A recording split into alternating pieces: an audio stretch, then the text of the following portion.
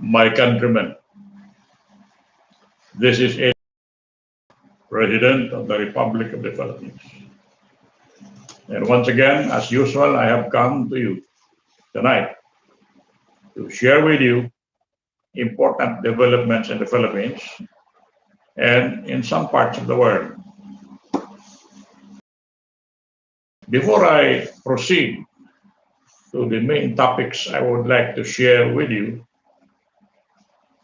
I would like to review salient points of what I mentioned in my previous recording because they are too important to be forgotten by you, my listeners in the Philippines and as well as abroad.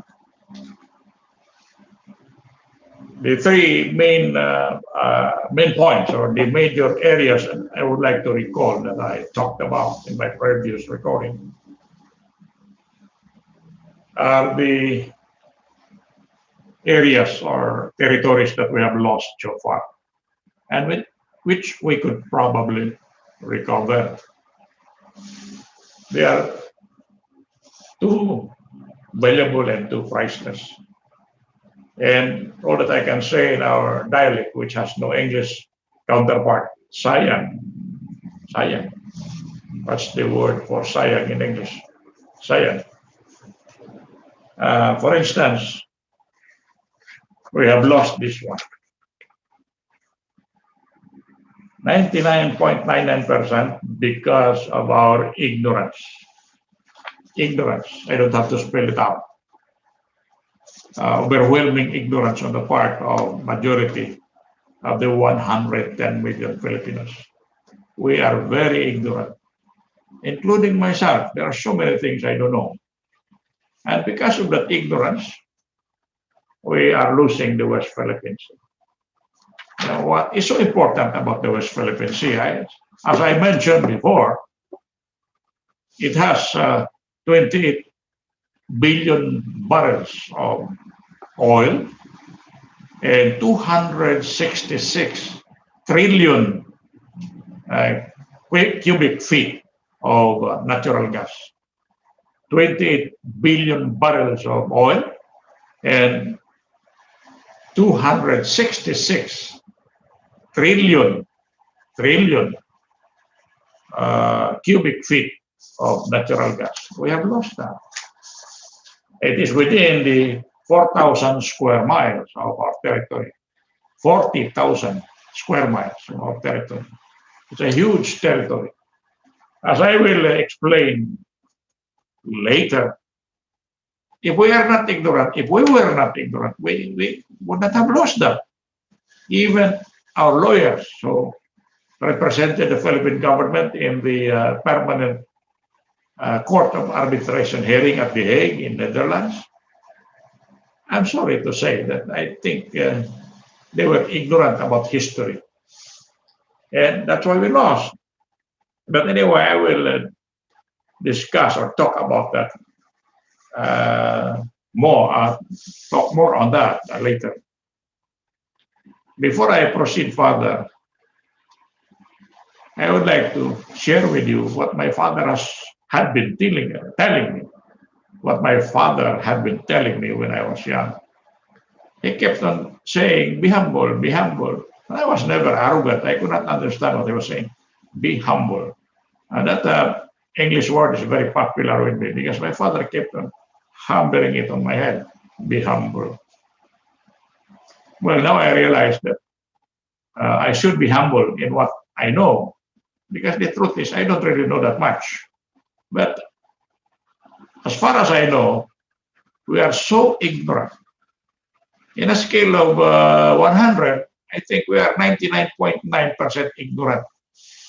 We are blind and we cannot really reach our destination of progress because we are very, very ignorant. Now, this is caused by what?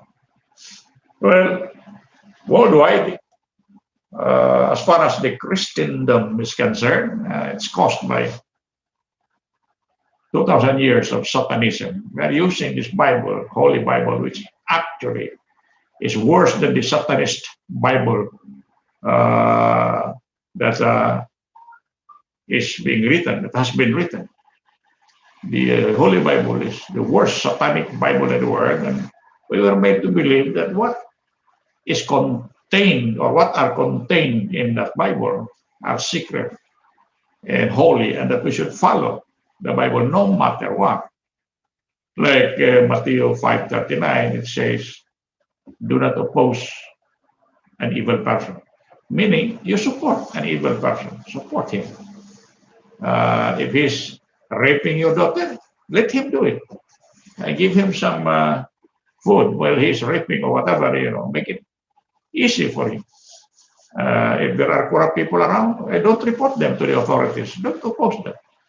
That is the meaning of Matthew 5:39, which has been hammered into our heads for 500 years and which has become a part of our soul. And that's why we are not opposing Duterte. We are not opposing the crooks in the country because we are following Matthew 39, which the priests and the pastors are telling us to be secret. Now, that is what has destroyed the Filipino people. And the other damage that we suffered lately is the arbitral ruling at The Hague in Netherlands. Initially, or even now, most Filipinos are happy about our so-called victory at The Hague, Netherlands, over our claims on the West Philippine Sea against China. Well, as I would explain further into this discussion, that was very disappointing. Because the truth is the victory was empty. Even if we sent a monkey there, or even if we sent a stupid guy like Pacquiao there at The Hague to argue for the Philippines, we would have won anyway. It was an empty victory.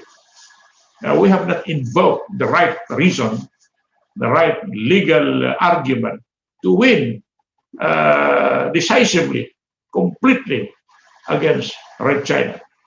We failed because of what? Ignorance. I apologize to the lawyers who are listening to me. Hindi ako nagmamayabang. Ang totoo dyan, ma-ignorante tayo, pati ako eh. And dahil sa pagka-ignorante natin, natatalo tayo, pinagtawanan tayo. And what's more, we hired foreign lawyers. We never even argued for ourselves. What we did there was just sit down. 7 million. And that's about 350 million pesos. I mean, $7 million. That's about 350 million pesos. We hired people to argue for us. Lawyers were also ignorant, very ignorant. We thought they were good because they were foreign lawyers, but I tell you, I will explain later, they were very, very ignorant. And we paid them 7 million. Kaya na binigay na yun sa akin, bili ko ng insulin. Binigay pa natin sa mga abogadong at torpe, walang kaalam-alam. Tulad rin natin, walang kaalam-alam.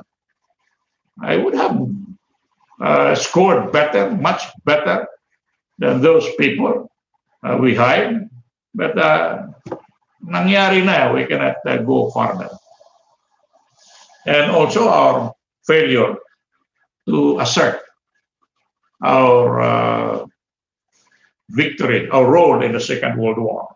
Dahil we did not assert our role at the Second World War, we suffered a lot as a result of that failure to assert, to raise our voice into the world community and claim our share over the victory against Japan. Hindi natin pinaglaban. Now, let me justify what I'm saying. Our share in that victory. You may not believe it, but the leader of the war against Japan in the Philippines and other parts of Asia was General Douglas MacArthur. General Douglas MacArthur. Now, you will ask me, who was General Douglas MacArthur? Well, of course, he was an American general, and his father was here ahead of him. He was a part of the American invasion army against the Filipinos. Then his son followed. And Douglas MacArthur was the commander of the Allied forces, supreme commander of the Allied forces against Japan in the Far East. But more than that, beyond that, we hired MacArthur. Don't you know that on August 24, 1936, August 24, 1936, we hired MacArthur as commander or the organizer or the commander-in-chief of the developing Philippine Army then. We hired him to develop the Philippine Army. He was our employee and we were the employer. And that employment was not revoked. Even during the war and after the war, he was still hired by us to train the Filipinos, to defend the Filipinos, although after the war he abandoned the Philippines and went to Japan and repaired Japan instead of repairing the Philippines. But MacArthur was an employee of the Philippine government. He was paid 25 million pesos. And that was very big. That was $500,000. $500,000.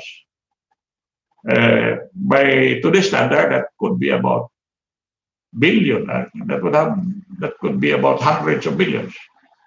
He was given $500,000 as an employee of the Philippine government to train the Philippine armed forces against foreign invaders or against anyone who would try to destroy the Philippines.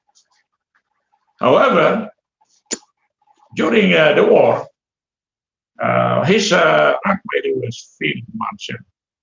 That has never been given to anyone before, Field Marshal, but that means he was the commander-in-chief of the armed forces of the Philippines. When we lost, when the Americans lost to the Japanese invading army, MacArthur left the Philippines, escaped the Philippines through a submarine and went to Australia to regroup. But he was still, even if he escaped, he was still the commander-in-chief or field marshal of the Philippine Army. At the same time, he was the general recognized by America to defend American interests in the Far East. And later he was appointed Supreme Commander of the Allied Forces in the Far East. But he remained to his dying day, or even after the World War. He was the Commander-in-Chief of the Philippine Army, although that was not given any emphasis anymore. He was the Commander-in-Chief of the Armed Forces of the Philippines, hired $500,000 by the Philippine government on August 24, 1936. Correct. I'm trying to underline that. Binigyan kong diin yan na employee natin si MacArthur, tayo employer. Right? So, when MacArthur, let's cut this short. I don't want to deal on this much longer. When MacArthur came to the Philippines to liberate the Philippines, he came here as our employee. And after the war, America did not win the war. No, there was a joint victory, but mainly it was a Philippine victory against Japan because the leader of the war against Japan here was MacArthur. And 98% of the fighters against Japan were Filipinos. As a matter of fact, 1 to 2 million Filipinos died in defense of Philippine freedom. Only about 15 to 23 Americans died, but 2 million Filipinos died. Sabi ng mga Amerikano, according to them, the Filipinos did most of the fighting and most of the dying. It was our war. The truth is, before God, the Filipinos won the Second World War for the world and America. In the Philippines, we won the Second World War, although we were never given the credit. As a matter of fact, during the signing ceremony at Tokyo, we were not invited, in spite of the fact that we fought for that war and we won the war. Maybe the reason is MacArthur represented us as our employee, right? So maybe MacArthur said, there is no need because I'm representing the Philippines. I am the commander-in-chief of the armed forces of the Philippines, the field marshal of the armed forces of the Philippines. So there's no need for me to invite the Philippines. No, I'm still confused why we were not invited. Because New Zealand, Russia, France, Ireland, Canada, who never stepped on Philippine soil, were invited to sign the instrument of surrender in Japan. But anyway, that's the past. Although we have to learn a lesson from the past so we can see the future clearer. All right? Yeah, so, we failed to invoke the fruits of that victory. We're too shy, we're too ignorant to assert the reality that we were the winners of the Second World War. We practically won the Second World War for America and the free world in the Philippines. But we were not recognized. Why? Well, we did not assert it in the first place. We did not assert our victory. And we're too colonial-minded to say yes to any American that goes around. Talagang wala. Kung ano sinasabi ng Amerikano, yes na yes tayo. But I'm telling you now, looking back, by hindsight, we won the Second World War for the free world, for America, and for the Filipino people. And because of our ignorance, we failed to invoke them. Now, what would have been the result if we invoked that even during the hearing at The Hague on the West Philippine Sea against China? Well, if I was the lawyer then who argued that case before the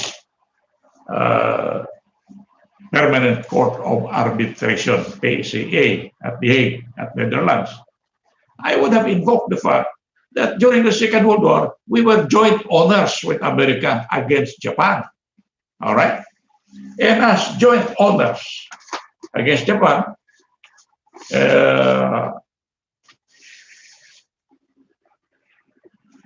the West Philippine Sea belonged to us.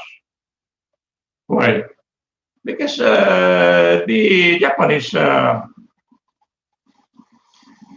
conquered that area. And the Japanese, through the Treaty of San Francisco, turned over the conquered areas of Japan, about, I would say, 30 countries or 30 territories conquered by Japan. It was called the Empire of Japan, covered by these red areas here, right? Hindi natin in-invoke na co-winners tayo. Kasi during the discussion, deliberation on signing of the Treaty of San Francisco Treaty of Peace between Japan and America, the Philippine delegation was quiet, very quiet, never said anything. They were just sitting on their ass there, doing nothing. Nakakahiya eh. Pagka-ignorante, napaka-inferior sa mga Pilipino. Kung ako nandun, I would have raised to high heavens the fact that the Filipinos were co-winners, were joint winners of America against the Japanese Empire, and that we have a say, a stake in the 30 areas or 30 territories or nations that was taken by us from Japan. Japan surrendered to us 30 areas. Let me mention some. Japan itself, sinurrender sa atin. Yung South Sakhalin or Karafuto Island of Japan. Korea, under Japan yan. So napanalo natin yan together with America. Yung mainland China, nakuha natin yung mainland China. Kung talagang tutusin, yung mainland China, co-owner tayo diyan hanggang ngayon, tayo ang panalo diyan. We liberated, in effect, mainland China. May iba pang mga territory diyan, napakarami. Hindi ko na i-mention. Like Thailand, Malaysia, Myanmar, Singapore, New Guinea, Guam, Bati, 30 islands turned over by Japan to the United States in the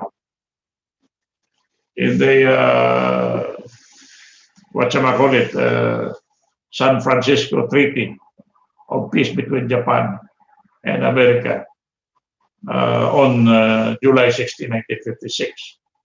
I mean, 51, something like that. I cannot. It was signed on September 8, 1951. So, yun. Hindi natin na-invoke yan. In fact, to a certain extent, since we were joint winners against Japan, we also were and still are co-owners of mainland China kasi panalo natin yan sa Japan. Under yan sa Japan yung mainland China, yung South China Sea, yung West Philippine Sea, atin yan. Kung na-invoke yan sa mga abogado nating binayaran, o yung mga abogado nating walang ginawa, kung hindi umupo lang doon, si Kalida, si Hardilesa, umupo lang doon, gastos ng gastos, wala namang ginawa, nanood lang doon. Pagkatapos pag-uwi sa Pilipinas, kiniklaim nila yung honor. And they became popular for doing nothing. Tulad ni Senator Stanislaw Fernandez. Doon sa case of Lijadin, hindi pa kayo pinanganak. Doon sa New York, ni-rape si Lijadin na panalo. Pumunta siya doon. Hindi nag-argue. Napanalo lang yung kaso because, of course, na-proven ng mga American prosecutors na rapist yung taong nagbiktima ni Lijadin. Talagang victim. Panalo siya, uwi dito, headlines, naging senador. Walang ginawa. Tulad ni Kalida, tulad ni Hardilesa, tulad ni Helve, tumakbo pagka-senador, napakayabang na panalo na daw niya yung kaso natin sa West Philippine Sea. No, that guy was quiet as a lamb. He did not do anything. Rating ko itong red areas are the conquered territories of Japan, and all these conquered territories were turned over to America. And since we were co-winners, joint partners of America in the war against oppression, we should have a share in that victory.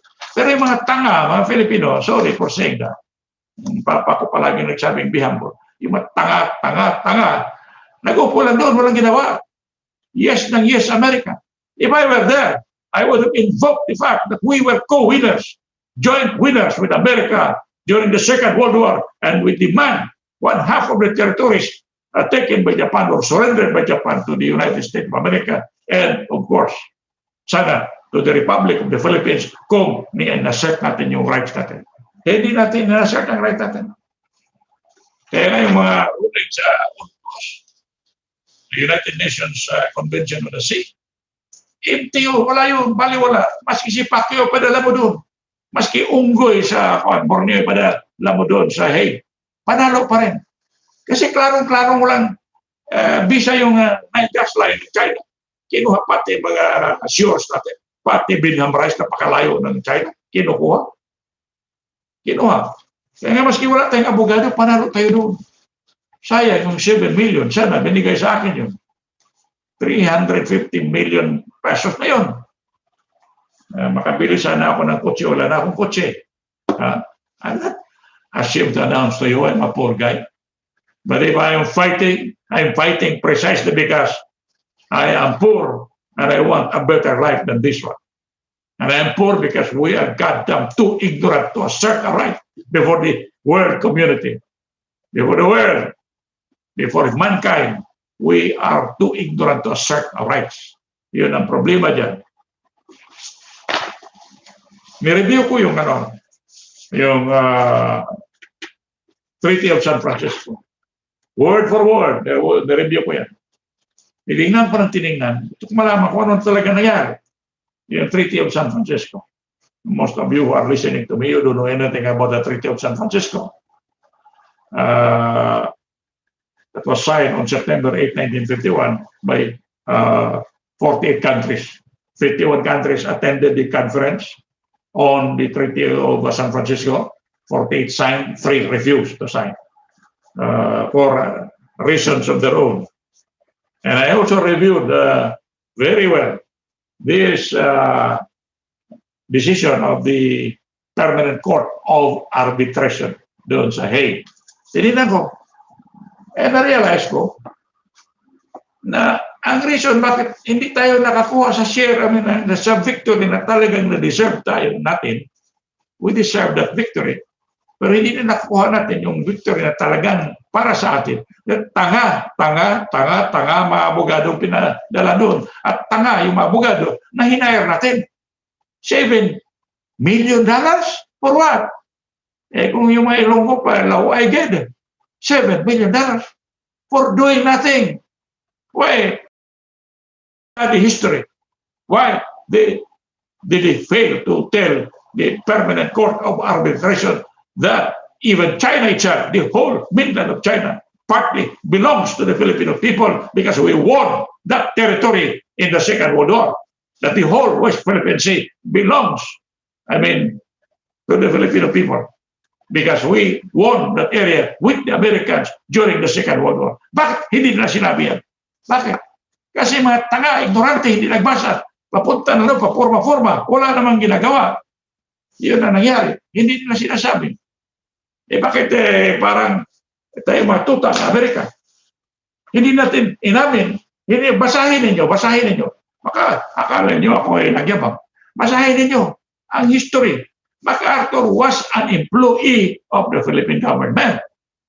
He was hired as Field Marshal, meaning to say the Supreme Commander of the Armed Forces of the Philippines, that he was hired to develop. We were the employer of MacArthur. And as employer, the victory of MacArthur was our victory also. Kasi employer tayo eh. Bakit? May employee may panalo? Sinong panalo? Yung employer. Tayo employer ni MacArthur eh. Hindi ako nagyabang, yan ang katotohanan. Dapat ang Amerikano will be humble enough to admit that MacArthur was also an employee of the Philippine government, and therefore the victories won by MacArthur were also partly victories of the Filipino people. Hindi natin sinabi yan. Ignorance. Yun ang reason bakit nag-suffer tayo hanggang ngayon. Yun ang reason bakit pinili natin yung gunggong gago doon sa Davao. Nagsabi na mag-resign daw siya kung si Bongbong ang maging presidente. You know what stupid that fellow is? Who is Bongbong? He was never elected. And who is he to resign? He does not have to resign because he was never elected. So how could he resign?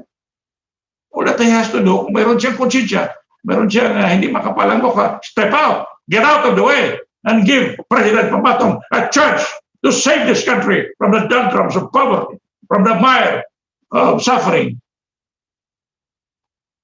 and help rebuild a new Philippines for our children and our children's children.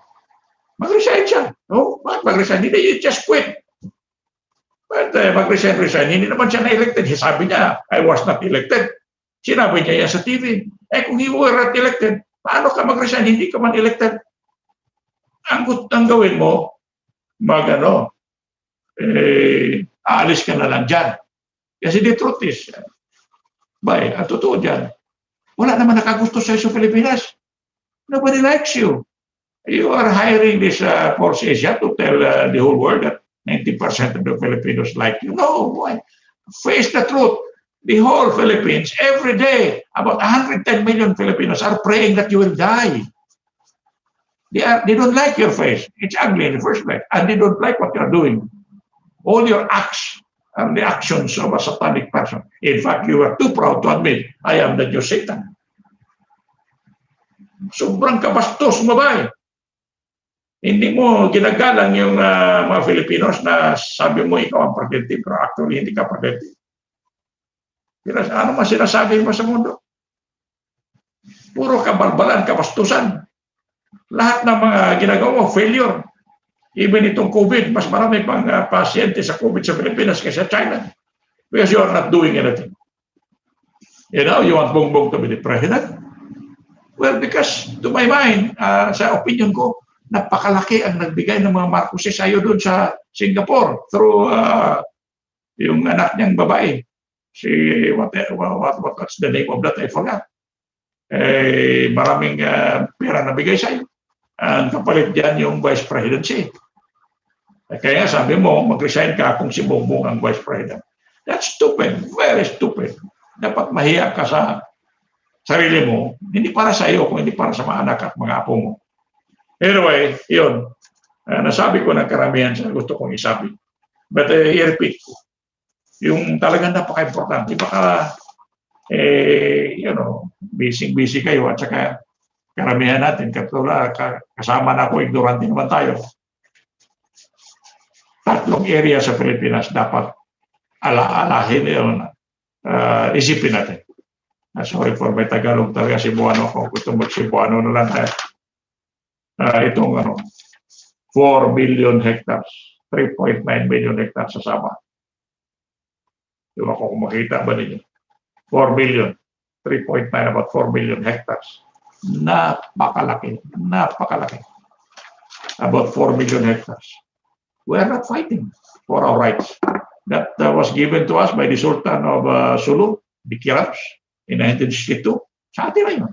Mayroong na instrument of, I would say, transfer. And 1963, na-annex yan sa Malaysia. Illegally. Hindi natin pinaglaban. Yung mga 40,000 lawyers na nakinig sa atin, some of them are listening to me. Hindi natin pinaglaban.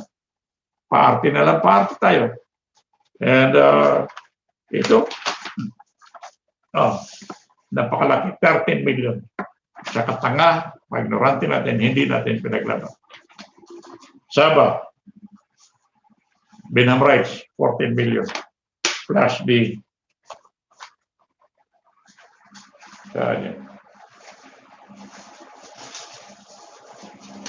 ito. Ito pinag-usapan natin yan. 40,000 square miles. 40,000 square miles. Sa halip na tayo mag-defend sa rights natin doon sa Permanent Arbitration Court or Court of Arbitration, nag-hire pa tayo ng mga unggoy. $7 million ginastos natin. Sana pinadala nyo ako doon. Palagay ko mapanalo ko yun. Mas napanalo natin pero mas doble-doble pa yung panalo natin. So yun, to repeat, Sabah nawala dahil sa pagka-ignorante natin. Binam rights, kukunin ng China dahil ignorante tayo. West Philippine Sea, 40,000 square miles, kukunin ng China dahil ignorante tayo. Ano ang kukunin? Lahat ng kaluluwa natin kunin ng China. Buong Pilipinas kunin ng China.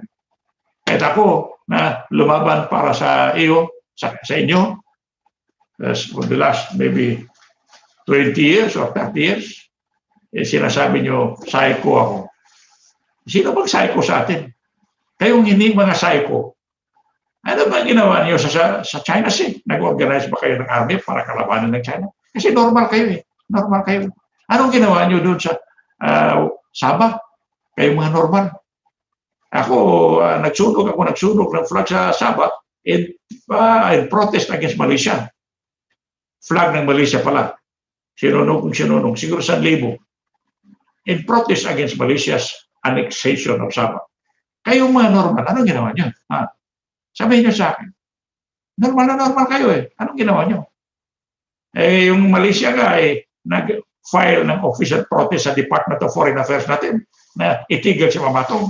Sabi ko, isauli yung Sabah sa atin para hindi ko nasunugin ang flag ng Malaysia. Right? Yung sa China, kasi mga normal kayo. Anong ginawa niyo? Nag-organize ba kayo ng army tulad ni Pamatong para kalabanin ng China? Nagsasalita ba kayo sa Facebook o social media? Halos gabi-gabi para kalabanin ng China? Para buhayin ang pagmamahal ng Pilipino sa bansa nila? Kayo, mga normal? Normal? Kung yung abnormal tulad ko pala, yung abnormal pala ako, hindi na ako gagaling. Gusto ko manatili akong abnormal kasi ang ginawa ko, lumaban ako para sa Pilipinas. Sinunog kong flag sa China to defend the Philippines. Sinunog ko ang mga flag sa Malaysia to defend the Philippines. Pinailan ko ng complaint si Jinping at iba pang makasama niya doon sa International Court of Justice, doon sa ibang korte sa world community. Pinaglaban ko ang Pilipinas. Yung abnormal pala, ganun ang behavior. Hindi na ako gustong gagaling pa. Manatili kayong loko-loko. Ako, kung abnormal ako, well, thanks God, thanks Bathala. Kasi itong abnormal pala, lumalaban halos gabi-gabi para sa kapakanan ng kapwa Filipino niya, para mabawi ang Windham Right, para mabawi ang Sabah. Yun. Sabi ng papa ko, be humble, be humble. Yes, I am humble. But there are times when I have to assert my dignity as a human being, when I have to tell my countrymen to wake up. Otherwise, someday, this country will be gone forever, and a part of eternal memory will only be a part of memory. Ano pang sabihin ko? Marami, pero naka 35 minutes na ako. But before I close, again, I would like to thank the people in Africa who are listening to me, the people in Guam who are listening to me, the people in America, in Saudi Arabia, in Qatar, wherever that is. Ilang mga, meron akong kaibigan dyan na nagtrabaho dito sa kampo, nandyan sa labas ngayon, si Memi Redoble, si Marivic Chosen, binago niya yung family niya dahil maganda yung Chosen yung pinili. Thank you for your support. These people are morally supporting me, and there are thousands of them. I could not recall them tonight. And my followers in Davao, si General Edwin Redoble, ang asawa niya si Ana, si General Nakwa, mga Redoble dito sa kampo, main camp sa Luzon, si Reverend General Mercy Redoble at Pedro Redoble, si Reverend General Sara Tinaypa, iba rin Tinaypa. Minimension ko yung iba, huwag mag-silos yung ibang hindi na-mention dahil ganado na ako ngayong gabi na mag-mention sa pangalan nila. But anyway, whatever I said, ma-heart kayo. Especially yung sinasabi kong tanggapin ninyo yan. Because if you do not admit that, wala tayong pag-asa. Ako ngayon, dami-daming nabasa kong libro o na-browse, baka sobra sa 4,000. 40 books ang nasulat ko. Sinasabi ko lang 30, baka sabihin yung mayabang ako. Marami akong nasulat, mga poems, whatever. Ignorante pa rin ako. Ano kaya kung ako compared sa inyo?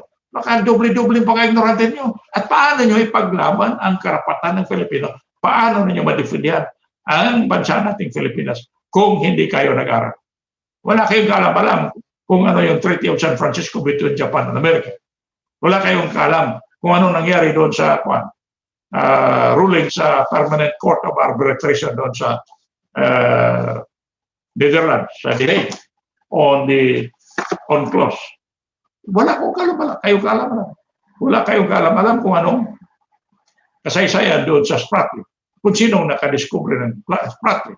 Merong Filipino dyan na claim siya nakadiscover si Clemano. It was a certain British named Spratly, and those islands are named after Spratly Islands. But anyway, again, to summarize,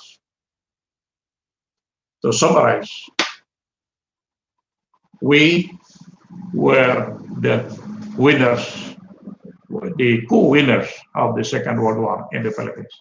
In fact, sabi ng mga Amerikano, huwag niyong kalimutan ito, the Filipinos did most of the dying and most of the fighting. 2 million Filipinos, more or less, died for America, for the Filipinos themselves, and for the world. Yun. Ang hindi niyo dapat kalimutan na we won the Second World War. Pero hindi tayo pinagbigyan ng mga Amerikano at hindi natin inassert yung karapatan natin na makuha natin yung credit for trying to save mankind. The people will live forever free.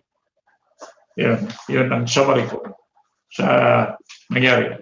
Again, remember Benham Rice. 13 million hectares Benham Rice. Andun yung pinakamalaking kaldera, Apulaki Caldera. Remember that. It's yours. You fight for it. Remember Sabah. About 4 million hectares. It's yours. God give that to you. But why are you not fighting for it? Why are you not fighting for Benham Rice? Why are you not fighting for Sabah? Why are you not fighting for the West Philippine Sea? Bigay sa Diyos ninyo yan. Walang magbigay sa inyo na maski na katiting ng isla. Walang magbigay. So, i-defend ninyo yung sa atin. At kung sinasabi ko tanga kayo, karamihan nyo, ay pati na ako tanga rin. Kasi bago ko lang na-realize yan, gaano kayo katanga tayo eh. Ay tulad ng Biblia. It took me more than 50 years to realize we were fooled by the priests and the pastors. Punya tayong Bible na yan, satanic Bible pala yan. Kasi may mga nakatago dyan sinabing kakain ka ng tayo, kakain ka ng anak mo. Mag-rape ka ng babae, bayaran mo lang yung tatay.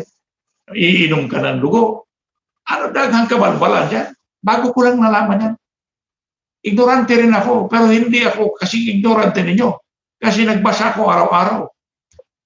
Nagbabad ako sa internet, tingnan ko yung nangyari sa mundo, sa kalawakan, kalikasan, beyond the observable universe. Tinignan ko yan. And I want you to do the same. Kasi kung wala kayong maalaman, wala ka rin kinabukasan. You are only as good as what you know. You cannot be better than what you don't know. So wake up, fight for your rights, fight for your country, fight for your children. Well, I exceeded 40 minutes already.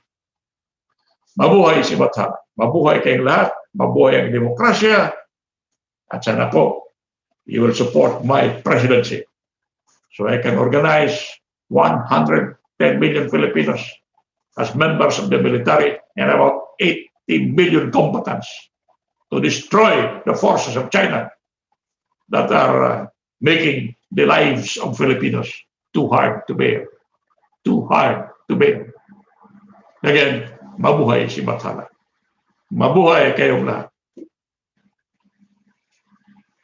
Thank you and good night.